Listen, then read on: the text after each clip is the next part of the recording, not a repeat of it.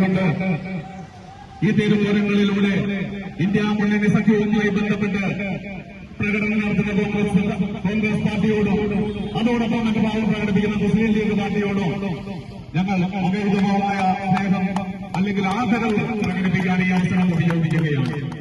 കാരണം ജനാധിപത്യത്തിന് കടയ്ക്കൽ കത്തിവെച്ച് കഴിഞ്ഞു എന്ന് അവർക്കും തിരിച്ചറിവുണ്ടായി കഴിഞ്ഞിരിക്കുന്നു. പ്രിയപ്പെട്ടവരെ, കേവലം 10 വർഷം പ്രായപൂർത്തിയായിരിക്കുന്ന ആം ആദ്മി പാർട്ടി മുൻപോട്ട് വെക്കുന്ന ചില കാഴ്ചപ്പാടുകൾ ഇവിടുത്തെ ദേശീയ രാഷ്ട്രീയത്തിന്, അതായത് ഏകപക്ഷീയമായ ഒറ്റകക്ഷി എന്ന നിലയിൽ നിലകൊള്ളുന്ന BJP എന്ന ദേശീയ പാർട്ടിക്ക് പേടിയായി തുടങ്ങിയപ്പോഴാണ് അരവിന്ദ് കെജ്രിവാളിന്റെ നേതൃത്വത്തിൽ ഈ ഇന്ത്യ സഖ്യത്തെ മുൻപോട്ട് കൊണ്ടുപോകുവാനായിട്ട് ആം ആദ്മി പാർട്ടി ശ്രമിച്ചത്.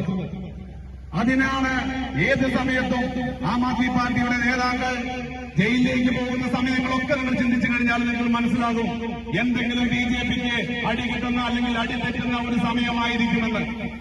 ഇപ്പോൾ ഇലക്ട്രൽ ബോർഡിന്റെ സമയമാണ്. കോടതി ഉത്തരവിട്ട് കഴിഞ്ഞു. എന്താണ് ഉത്തരവിട്ടിരിക്കുന്നത്? ഇലക്ട്രൽ ബോർഡിന്റെ വാങ്ങിയ എമൗണ്ടിന്റെ സുതാര്യത വ്യക്തമാക്കണമെന്ന്.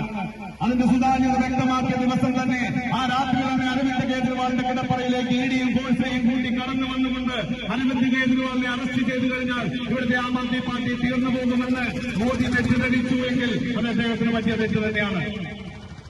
കാരണം കേവലം ഇവിടുത്തെ ഹിന്ദുത്വ രാഷ്ട്രമാക്കുവാൻ വേണ്ടി അല്ലെ ഹിന്ദുത്വ അജണ്ട നടപ്പാക്കുവാൻ വേണ്ടി കടലിനടിയിൽ മയിൽപ്പീലി സ്ഥാപിക്കുകയും അതോടൊപ്പം തന്നെ രാഷ്ട്ര വികസനത്തിനേക്കാളുപരി ഇവിടെ പ്രതിമകൾ പണിത് കൂട്ടുകയും ചെയ്യുന്ന അദ്ദേഹത്തിന് രാഷ്ട്രത്തിന്റെ വികസനം എന്താണെന്നും കാഴ്ചപ്പാടുകൾ എന്താണെന്നും മനസ്സിലാവില്ല. അദ്ദേഹത്തിന് അത് മനസ്സിലാകണമെങ്കിൽ കേവലം 2 സംസ്ഥാനം ഭരിക്കുന്ന ആം ആദ്മി പാർട്ടിയുടെ ദേശീയ അധ്യക്ഷനോട് ചോദിക്കണം, അല്ലെ ആം ആദ്മി പാർട്ടി അവരുടെ മൂക്കിന് കീഴെ ഇരിക്കുന്ന ഡൽഹി എന്ന സംസ്ഥാനം ഒന്ന് ശരിക്ക് വിശാലമായി ചുറ്റിക്കറങ്ങി സഞ്ചരിച്ച് മനസ്സിലാക്കണം. അപ്പോഴേ അവർക്കത് മനസ്സിലാവുകയുള്ളൂ ഡൽഹിയുടെ വികസനം എന്താണെന്ന്.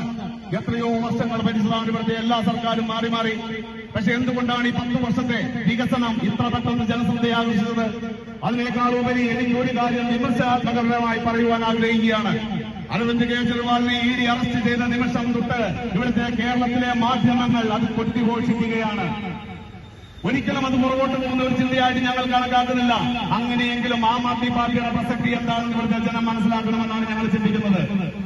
ഇപ്പോൾ ഇലക്ഷൻ എടുത്തപ്പോൾ അവിടെയും ഇവിടെയും 4 ലൈറ്റും തൂക്കി അല്ലെ 4 കാര്യങ്ങൾ ചെയ്ത് 4 കല്ലുകൾ കുഴിച്ചിട്ട് ഇവിടുത്തെ വികസന പ്രവർത്തനമാണെന്ന് പറഞ്ഞുകൊണ്ട് മുൻപോട്ട് പോകുവാനായിട്ട് ഒരു സർക്കാരിനും ചെയ്യുന്ന ഇച്ഛാശക്തിയോടെയല്ല ഈ പറയുന്ന ആം ആദ്മി പാർട്ടി പഞ്ചാബിലും ഇന്ന് ഡൽഹിയിലും നാളെ സംസ്ഥാനം ഏത് ഭരിക്കുന്നു ആ സംസ്ഥാനത്തും കൊടുക്കാമെന്ന് പറയുന്ന ഫെസിലിറ്റികൾ.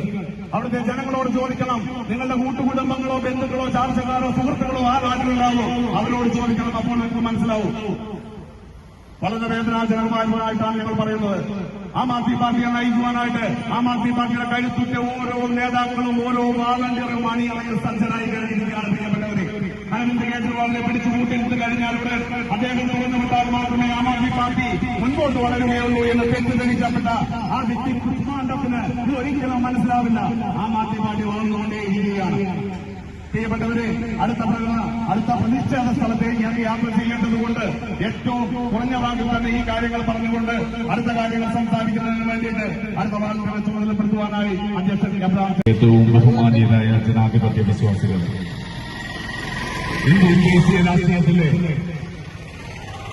അഴിമതിരഹിത രാഷ്ട്രീയ പ്രസ്ഥാനത്തിന്റെ പരമാധ്യക്ഷനായ അരവിന്ദ് കെജ്രിവാൾ ഇപ്പോൾ ജയിലിലായിട്ട് അല്ലെങ്കിൽ ഇഡിയുടെ കസ്റ്റഡിയിലായിട്ട് ഏകദേശം 22 മണിക്കൂറോടടുത്തു. പ്രിയപ്പെട്ടവരെ, ഇന്ത്യ മുന്നണി സഖ്യത്തിന് മുടി ചൂടാമന്നനായി നിലകൊള്ളുവാൻ വേണ്ടി ആം ആദ്മി പാർട്ടിയുടെ നേതാവായിരിക്കുന്ന അദ്ദേഹത്തിന്റെ സംരക്ഷകനായി നിലകൊള്ളുവാനായിട്ട് കടന്നു വന്നിരുന്ന അരവിന്ദ് കെജ്രിവാൾ മുൻപോട്ട് പോകുന്നത് ഒരിക്കലും ശരിയല്ല എന്നുള്ള കാഴ്ചപ്പാടോട് കൂടിയിട്ടാണ് ഭാരതീയ ജനതാ പാർട്ടി തങ്ങളുടെ പക്കലുള്ള എല്ലാ ഫോഴ്സിനെയും ഉപയോഗിച്ചുകൊണ്ട് അദ്ദേഹത്തെ തുറക്കിൽ അടയ്ക്കാൻ ശ്രമിക്കുന്നത്. ഈ പാർട്ടി പ്രസ്ഥാനത്തിന്റെ വളർച്ച കണ്ട് വിറളി പൂണ്ട BJP പ്രസ്ഥാനം ഇന്ന് അങ്കലാപ്പിലാണ്.